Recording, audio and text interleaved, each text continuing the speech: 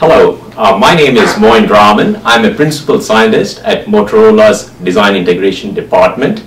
I research and study human performance under extreme stress as it applies to mission-critical personnel such as police officers, firefighters, soldiers, among others. Well, now I have to explain to you what I mean by extreme stress. Extreme stress is experienced by mission-critical personnel when they are thrust into high-stakes situation where life and limb come under imminent threat. Death is possible any moment, and a wrong move can result in catastrophic loss of civilian life and property. During these moments of extreme stress, the way humans perform is unlike any other. The way they perceive the world around them, the way they process information, and the way they decide and act is very different from a non-stress situation or even another kind of stress where life and limb are not under threat. And these moments are not very well understood. However, over the last couple of years, I have specifically focused my research into this area to enhance and enrich our understanding. Based on my research, I have developed a new body of knowledge, a new area of inquiry, and I have called it high velocity human factors, or HVHF in short. What is HVHF? Let me give you a very quick example. Let us assume that a police officer is patrolling a high crime area in a neighborhood, and everything is going fine. The world is in what I would call in a state of equilibrium. The birds are singing in the trees, the civilians are walking around, but all of a sudden this silent, beautiful morning is shattered with the sounds of gunfire, and he immediately realizes that a bullet has even crashed onto his windshield, or hit his windshield, and in the next few moments there is more gunfire. What is happening here is he has been unwittingly caught in the crossfire between two rival gangs. So what is happening here is now the world of equilibrium has turned into non-equilibrium. His world, the way he perceives the world is quite different here. It is volatile because he doesn't know where the next bullet is going to come from, and that leads to uncertainty, and this uncertainty makes him unsure as to what to do, and the world is very complex here in terms of the stimulus. It is very difficult for him to tell apart friend and foe, and this is what we call the fog of war in the literature, and it makes things very ambiguous.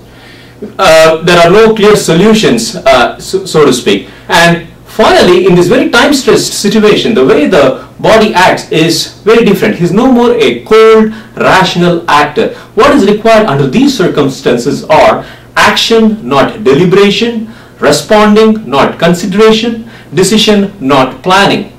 So the classical human factors or behavioral model of observe, orient, decide, and act breaks down. In this particular case, there is an immediate orientation response which is very non-conscious. His heart rate, as a matter of fact, initially goes down to immediately figure out what is the source of threat, where is this fire coming, where is he being fired upon, or where are these bullets flying from. And in the next stage, there is an alarm response where the vigilance goes up. This is when the heart rate goes up and stress hormones are released in the body, and the physiological landscape of the body is completely different now. And this is what is perceived by the brain as emotional arousal or stress.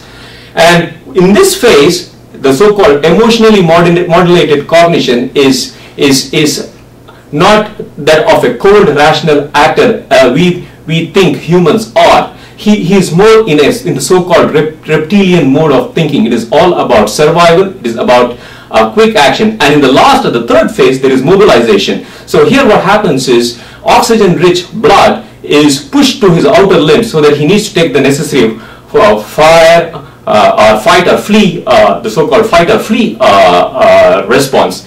And as a matter of fact, someone who is not a professional, a lesser mortal like me, I would, to put it very euphemistically, blow my balance, because my digestion and lesser important things come to a halt, and stress is enacted in a very different way in someone who is not a professional. But anyway, in a nutshell, this is what high velocity human factors is all about.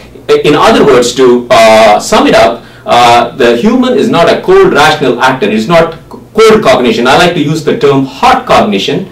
and his semantic, linguistic, symbolic, and inferential and logical reasoning skills do not exist. And much of technology, if you look at technology today, is designed with an assumption that a human is a logical actor, but not so. So I also wish to bring in this old adage that has been in the mission critical world, the so-called hours of boredom punctuated by moments of terror. So high velocity human factors in a nutshell provides a play-by-play, moment-by-moment description of what's happening during those moments of terror. And this, as a scientist, my role in design integration department is to bring this knowledge to the fore and share it with designers and technologists inside Motorola so that they can innovate, invent, and develop solutions to accommodate the capabilities and limitations of a cognitively impoverished human agent